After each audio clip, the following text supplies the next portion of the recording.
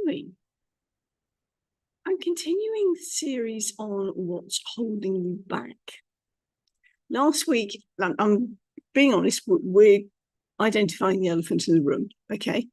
Because a lot of speakers, authors who want to be speakers or who are reluctant to be speakers, it's kind of one foot on the accelerator / gas and one on the brake. Hang on. It's kind of one foot on the grave, one foot on the grave. No, let's try that again.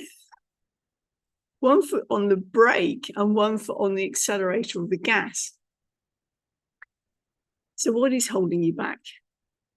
We opened up this series last week in saying it's down to fear.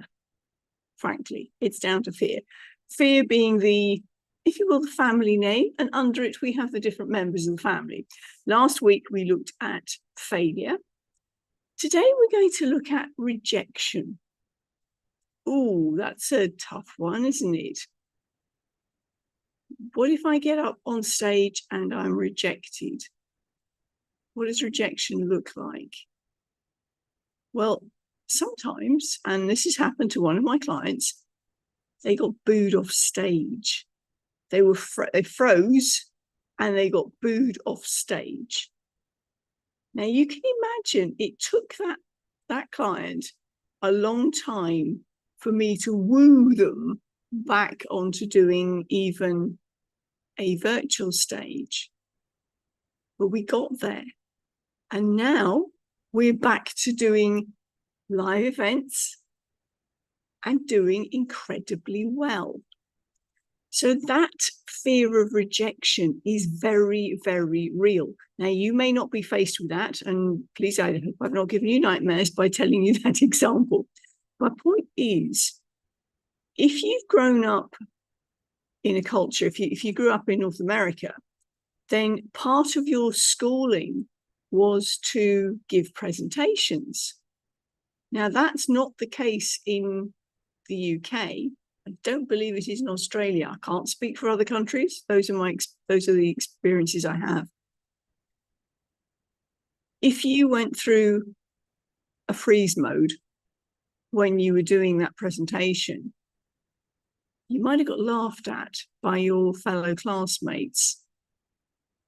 You might have got shut down, rejected, ridiculed.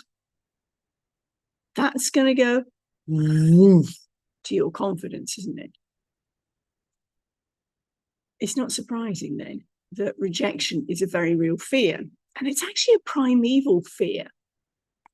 Because if you take us back in history to our tribal days, if we said something out of turn, we were rejected by the tribe, particularly if you went against the elders, the ways of the tribe.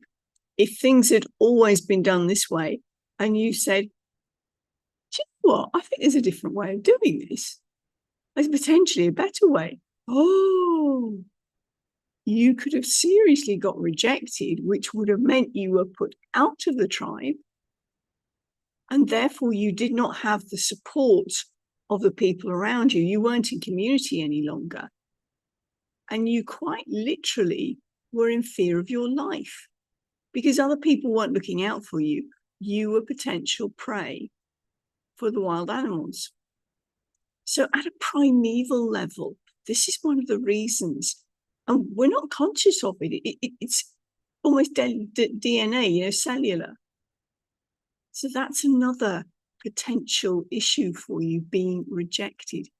Now, if you are somebody who is thinking outside the box or square, and you've got something novel to share, or you've got a new twist on something that may not go down too well because you are challenging the status quo, then yes, there is a real risk of you being rejected.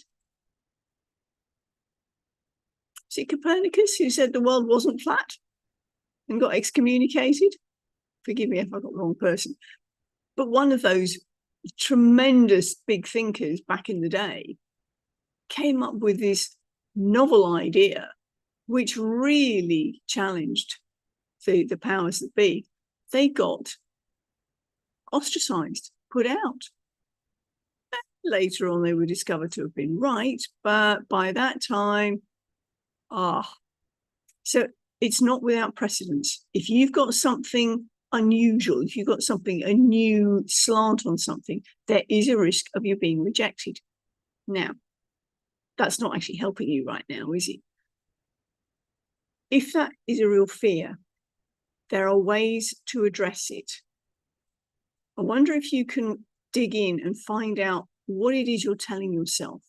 What is that internal script you're saying? Because let me put it in a different way. If you give into that fear of rejection and you are saying something that's really safe, that's not making an impact, are you being true to yourself? You've got a burning mission, haven't you? You've got that special source that you've discovered. You've got a way out of somebody else's problem. Now, if your fear is that you will be rejected for sharing that, then they're not going to hear what they need to hear. And somebody else is going to still go through that same crap that you did because you didn't share your story. Now, I'm not saying this to guilt you. I'm pointing it out from a different perspective. So I'm going to ask you to take that step back, work out exactly what it is you're saying to yourself. And then let's look at flipping that script so that it's no longer about you being rejected, but it's about you having the courage to speak to that audience member who's going through what you went through and really needs to hear what you've got to say. Because when you were going through your stuff, what would you have given to have somebody hold your hand and show you that, you know what, there is a way through. You can do it. That is such a powerful message you've got. Now, a different analogy for you is vanilla ice cream. If you're that bland that nobody would feel even remotely challenged by you, it's kind of a bit like vanilla. It's a bit bland, isn't it? And even if forgive me, if this is your favorite ice cream flavor, I bet you put stuff on it. A real true vanilla with the vanilla pods through it, or when you come to adding those sprinkles, there's a way of zhuzhing it up so that it is still unique to you. So even if your underlying, underscoring, underlining premise is something that you think everybody knows about, you put your sprinkles on it. It's yours. It's different now. Not everybody likes your sprinkles, and that's fine. Remember, you're speaking to that person who needs to hear your message. So that's what I got for you this week. The thoughts of rejection. Again, like last week, I'm going to ask you to sit down with your journal. If you're not used to journaling, I highly recommend that you take literally a physical pen and write on paper. Stick at the top of the page, fear of rejection, ? And then just do a data dump. Whatever comes to mind, free flow. Don't bother about punctuation. Don't bother about full stops, capitals, censoring it on the way. Just let it flow. Ask yourself, what does that mean to me? How is it holding me back? Now, I would love to know the answers that you come up with. So please do message me. Let me know how you get on with this one. Because once you identify that actual script, then we can look at flipping it to something more resourceful, something that will take you further forward instead of holding you back. Will take your foot off the brake. Okay. Let's get your message out to the wider world, because you have got a message to share. That's what I got for you this week. Come back next week, or please do message me in between. Like and subscribe if this is a channel that's giving you some extra support. I'd love to do that. We've got podcasts out at the moment, but right now I'd like you to focus on rejection. Is that something that's holding you back? Go through this. Find out what those internal scripts are. Write them down. Then when you've got them written down, let me know. And I can suggest some script flipping for you, something a bit more positive. And we can go from there. Let's see you on stage. Bye from me.